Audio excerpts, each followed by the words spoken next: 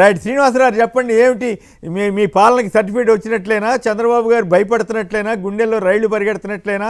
మరి మీరేమో ఊరు బయట ఎక్కడో పెద్ద గ్రౌండ్ తీసుకుని సభలు పెడుతున్నారు, వాళ్ళేమో రోడ్డు మధ్యలో పెట్టి ఇంకేముంది మాకు బ్రహ్మాండంగా వచ్చారని ఈనాడు ఆంధ్రజ్యోతిలో రాయించుకుంటున్నారు. ఏమిటి ఈ మొత్తం మీద మీ విశ్లేషణ ఏమిటి? కొమ్మినేని గారికి మొట్టమొదటిగా ధన్యవాదాలు. నమస్కారం. సరే, ఒక విషయాన్ని, ఎన్నికల సమయం వచ్చింది, అందరం ప్రజాక్షేత్రంలో ఉన్నాము. ప్రజాక్షేత్రంలో ఉండేటప్పుడు మా పరిపాలన మీద రెఫరెండం అనేది సహజంగా అన్ని రాజకీయ పార్టీలు వారి వార్తలకు వాదనలు చెప్తూ ఉంటాయి. ఇందులో మీరు తెలుసుకోవాల్సిన, ప్రజలు మీ ద్వారా రాష్ట్ర ప్రజానీకాన్ని తెలియజేయవలసింది ఏంటంటే, జగన్మోహన్ రెడ్డి గారు తీసుకున్న పరిపాలనా తీరుని అన్ని రాజకీయ పార్టీలు ఏదో ఒక సందర్భంలో వారిని కొనియాడుతూనే ఉన్నాయి. వారు తీసుకున్న సంస్కరణలు అవనివ్వండి, వారు తీసుకున్న నిర్ణయాలు అవనివ్వండి, వారు తీసుకున్న సంక్షేమ పాలన అవనివ్వండి, అభివృద్ధి కార్యక్రమాలు అవనివ్వండి. వ్యక్తిగతంగా రాజకీయ పార్టీలు వారి వారి ఎజెండా కోసం సందర్భానుసారం వారు విమర్శిస్తున్నప్పటికీ, ఈరోజు ప్రధాన ప్రతిపక్షం తెలుగుదేశం పార్టీ చంద్రబాబు నాయుడు గారు మరి చెప్తున్న ఒక వాలంటీర్ వ్యవస్థ, ఈ వ్యవస్థ అనేది దేశంలోనే ఎక్కడా లేని వ్యవస్థ. దీన్ని ఎందుకు తీసుకొచ్చారు గౌరవ ముఖ్యమంత్రి గారు?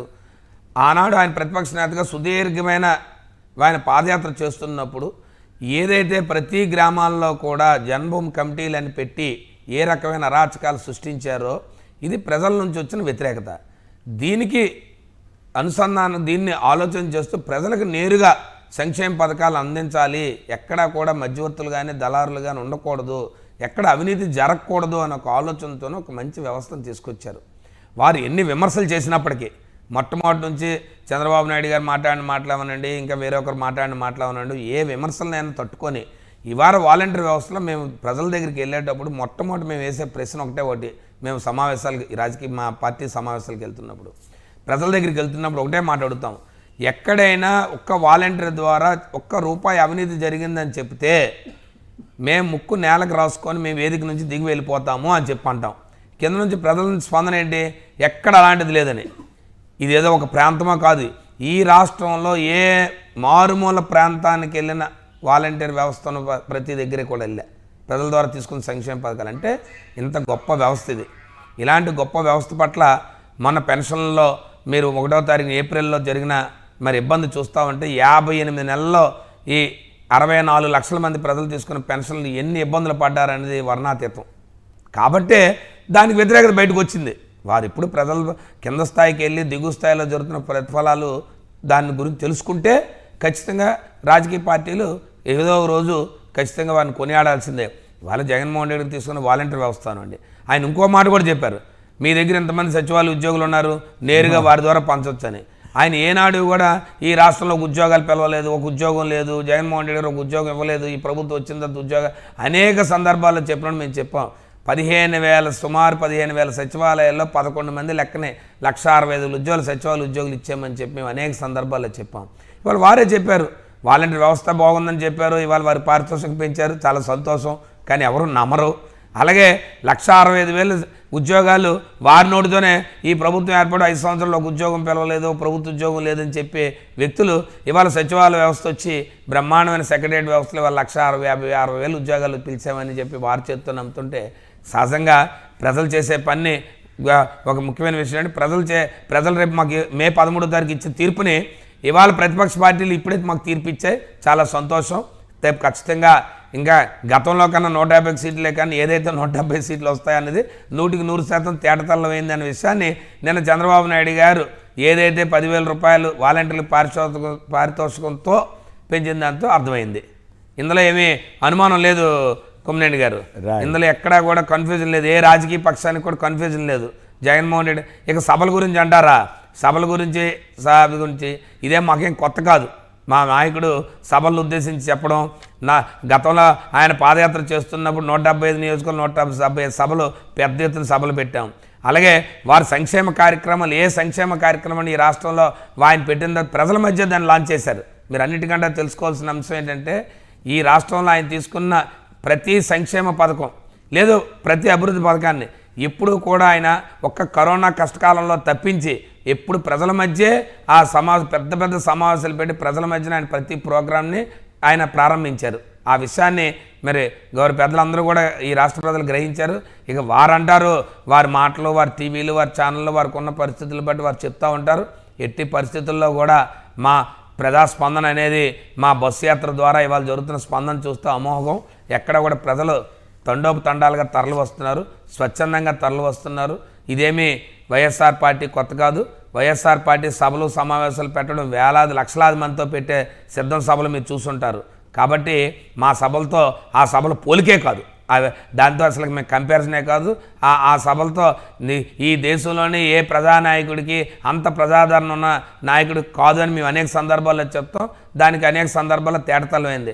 మొన్న విశాఖపట్నంలో భీముల్లో పెట్టిన సిద్ధం సభ అవనివ్వండి, ఏలూరులో పెట్టిన సిద్ధం సభ అవనివ్వండి, రాప్తాడులో పెట్టిన సిద్ధం సభ అవనివ్వండి, దానికి మించి మేదరమెట్టలో పెట్టిన సిద్ధం సభ అవనివ్వండి, ఇవాళ మేమంతా సిద్ధం సభలు ప్రతి పార్లమెంట్ నియోజకవర్గం పెడుతున్న సిద్ధం సభలు అవనివ్వండి, ఇవన్నీ ప్రజలు స్వచ్ఛందంగా వస్తున్నారు. వారి పరిపాలన పట్ల వారు తీసుకట్ట ఒకటో రెండో కొన్ని సంస్కరణలు తీసుకున్నాం. ఇవాళ నాడు నేడు విద్యా వ్యవస్థలో కానీ, లేదు వైద్య రంగంలో కానీ తీసుకున్న నాడు నేడు కానీ, ఇవి కూడా ఇవాళ చాలా బలంగా ప్రజల్లోకి వెళ్ళాయి.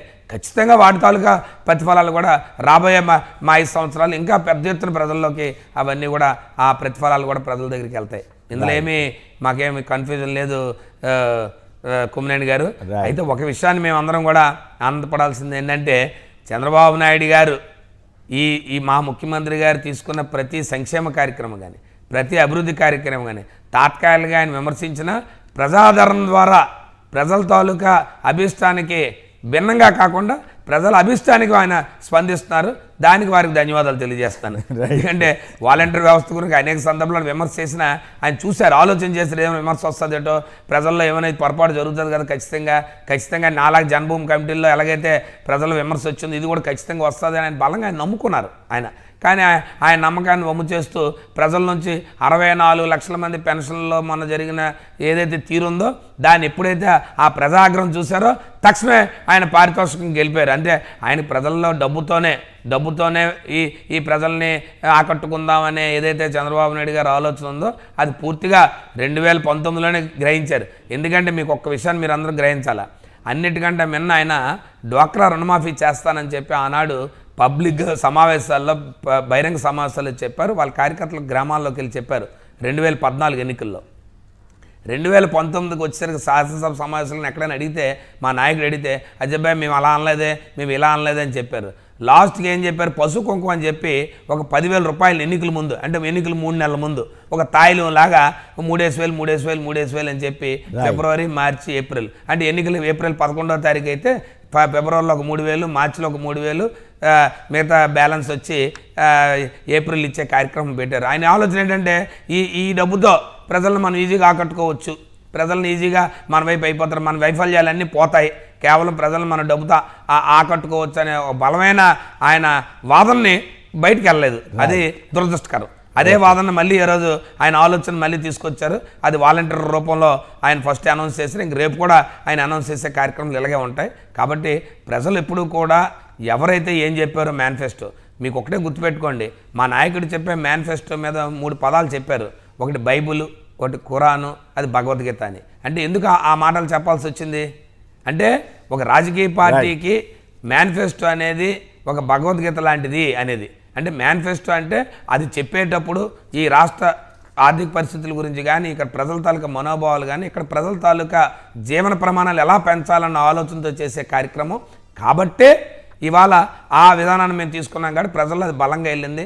జగన్మోహన్ రెడ్డి గారు ఏది చెప్తారు అదే చేస్తారని చెప్పి, చంద్రబాబు నాయుడు గారు ఏది చెప్పినా చేయరని చెప్పి ప్రజల్లో బలమైన వాదన ఉంది. దాంట్లో పెద్ద మాకు 10,000 రూపాయలు చెప్పారని చెప్పి మేము ఎక్కడా కూడా మా వాలంటీర్లు కానీ మేము కానీ ఎక్కడా కూడా దాని గురించి పెద్ద చర్చ కూడా చేయించుకోవట్లేదు. ఎందుకంటే చంద్రబాబు నాయుడు గారి నుంచి ఇలాంటి హామీలన్నీ ఊహించినవే.